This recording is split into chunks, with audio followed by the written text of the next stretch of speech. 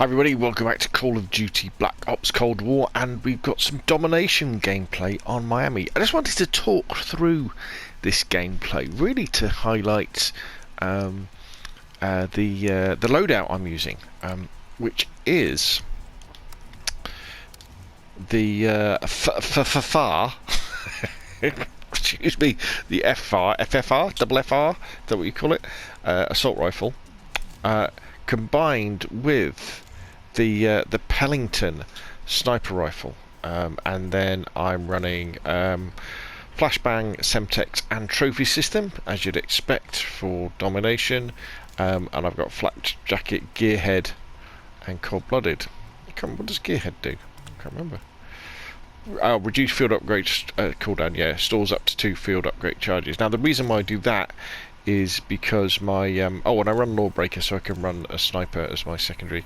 I run gearhead so I can have 2 trophy systems, because my score streaks are the spy plane, the sentry turret and the cruise missile.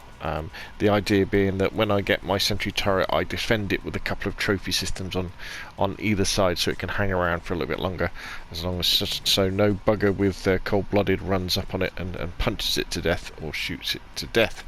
But let's go back to the FFR. Now I'm not saying this is the best setup for it, but the FFR, it's more like the FFR is more like a submachine gun, to be honest. I use the millstop reflex, a nice little red dot. I put the 20.3 inch takedown barrel on it to increase the damage range out by 150%. I might play around with one of the ones that increases bullet velocity. The Ranger one could be quite good. It's always a toss-up between bullet velocity and effective damage range with these. I put the steady aim laser on for 20% hip fire accuracy. This is to improve your chances of hitting people up close, like when you're sliding around corners, doing that sort of stuff.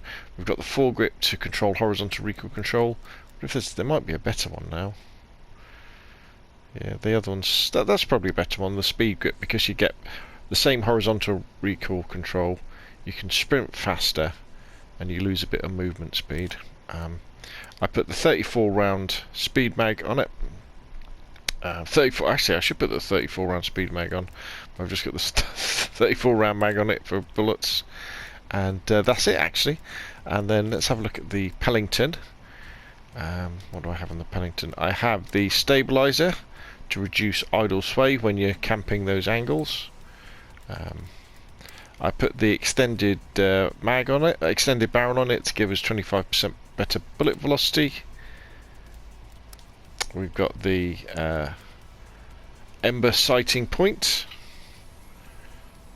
reveals enemy data and improves hip fire accuracy. The idea is you can see people from further away. We've got the fast loader on, so that you can reload faster when you miss.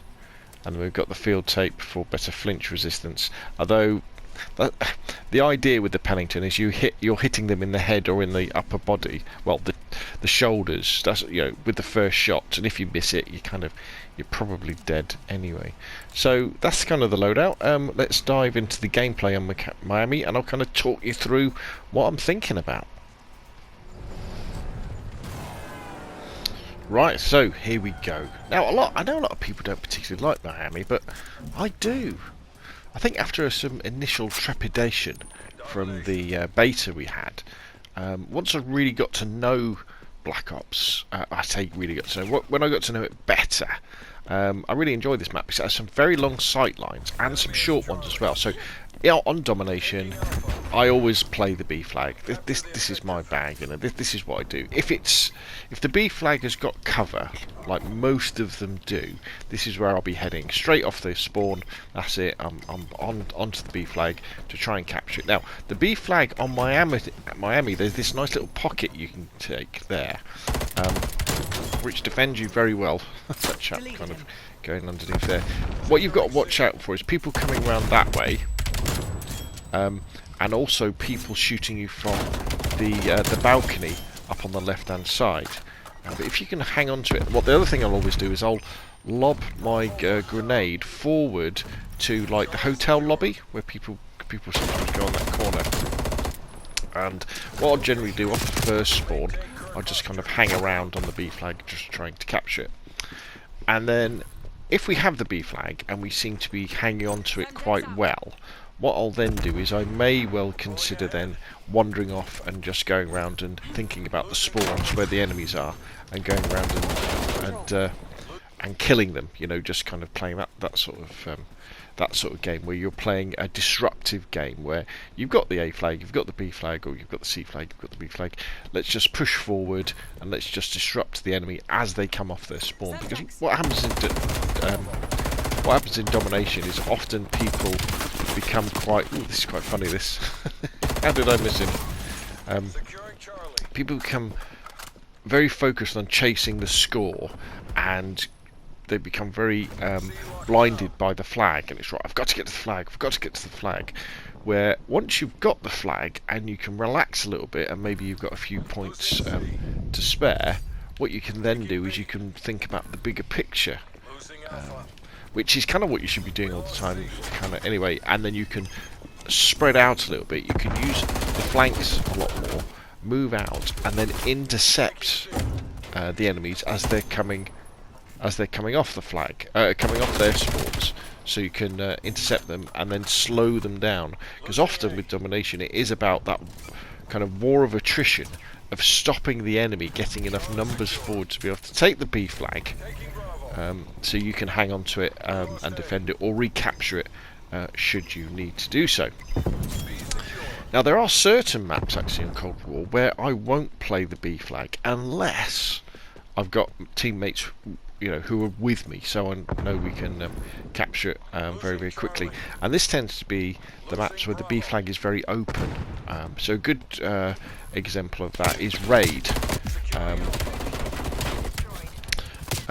Raid has a very, very open B flag. There's only 2 points of cover, so I won't try and take the B flag unless I've got someone who's always running to it with me. I'll tend to flank around the swimming pool side and go for the A flag or the C flag, or flank around the car park side and do that. And I tend to concentrate on shooting enemies coming off their spawn flag, and then if I see I've got friendlies on the flag, I'll then run back. The other one is, I forget what it's called, but it's the one with the train track, you know, the one from Black Ops 2. Is it Express, is it?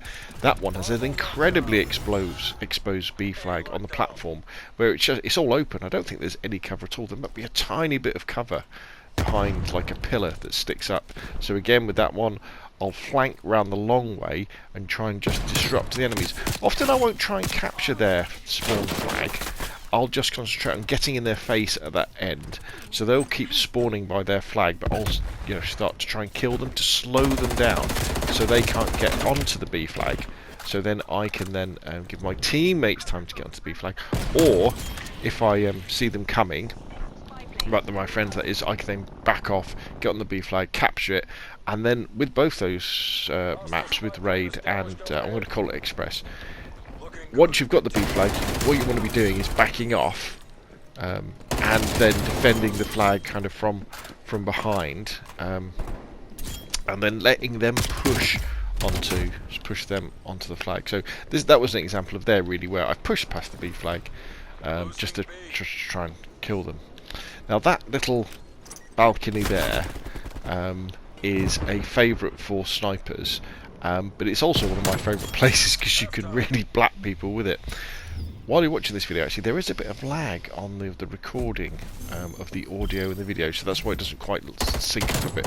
You'll see when I kind of pull the trigger to play the game here. Halfway through. And I think often what happens with me with Domination, if we can get to halfway, slightly in the lead, I tend to relax quite a lot more in the second part of the game, take a few more risks. But you know, one of the beauties of Domination is you can be, you can have a 20 or a 30-point lead, and the enemy can still catch up if they manage to, you know, capture the 2 flags or even dominate you, capture all the flags. But you can also get it back. But here we've got quite a healthy lead here, 100 to 71. They would have to get some serious flag time in. So as you can see, straight off the spawn, I'm straight to the B flag, thinking about where the enemies are going to be coming from.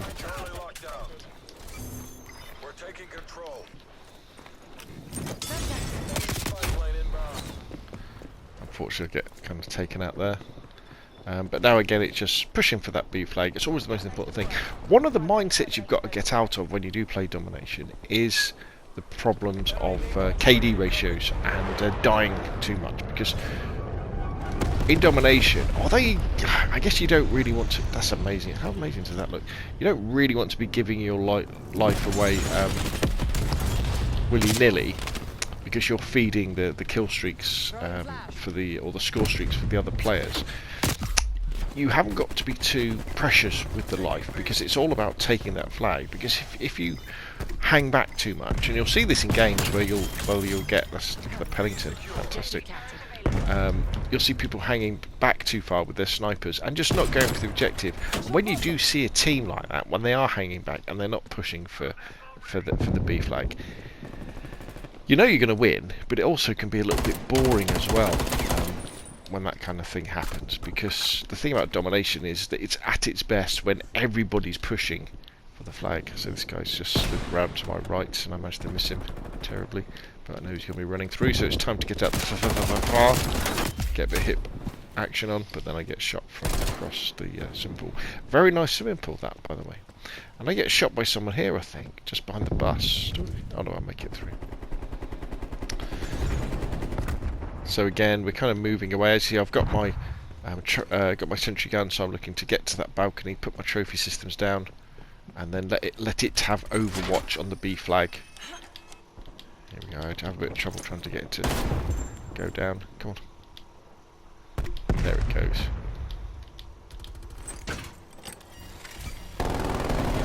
Trophy systems defending it.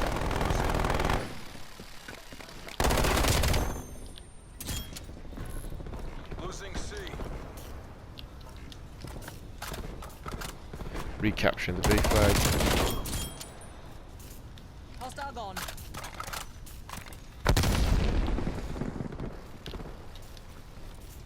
I quite like hanging out here actually this way, because you do have some very good views of enemies who, if they fancy a snipe.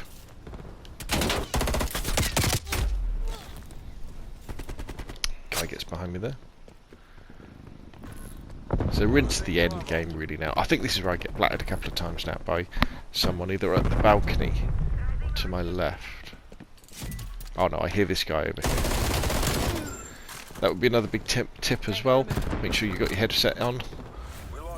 I was watching Jack Frags the other day, and he was saying how one of the advantages of playing on PC was the fact that most PC players play with a headset, where most console players don't play with a headset. I was thinking, gosh, I guess that really is the case, because I wouldn't dream, if I want to do well, I wouldn't dream of playing something like Call of Duty without a headset on. Now, sometimes I will. If I'm just chilling out, I'll take my headset off.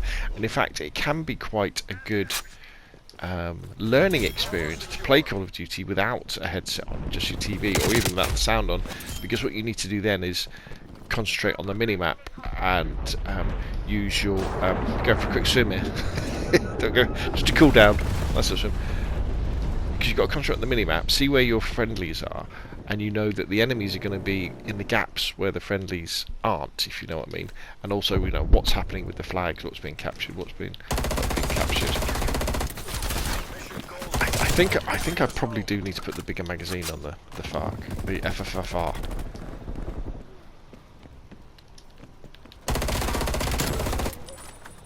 It is good though. It's fantastic. I love the way it hammers on people. So you can see the gap in the minimap, up, sort of up here. I know there's going to be someone there. There has to be. There you go. Your minimap is your friend. So there we go. My thoughts on playing Domination on Miami, the FFR, and the Pelington. A great combination on this map, and a great combination to play as well. Maybe not the most effective combination. You could argue something like the DMR or an LMG is more sensible. I don't think you can beat the fun of getting sniper headshots every now and again, can you? And the FFR as a close-up assault rifle stroke SMG really is very special indeed. So there we go. Hopefully you maybe have picked up some interesting ideas and useful ideas from that video. If you have, hit the like button. If you want to see more of the same, press subscribe, and of course I will see you again soon.